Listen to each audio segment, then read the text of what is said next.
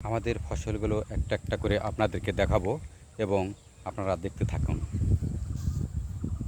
এই যে দেখেন আমাদের ঝাল গাছে ঝাল মোটামুটি অনেক ঝাল আছে, প্রত্যেকটা গাছে ঝাল আছে।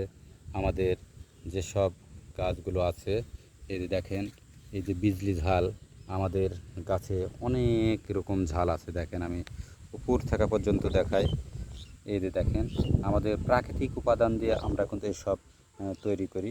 তে দর্শক আসুন আমরা জৈব সার দিয়ে উৎপাদিত করি, আমাদের ফসলকে আমরা বাঁচি, আমাদের গ্যাস্ট্রিক থেকে বাঁচি, ডাক্তারের কাছ থেকে টাকা দেওয়া বাঁচি।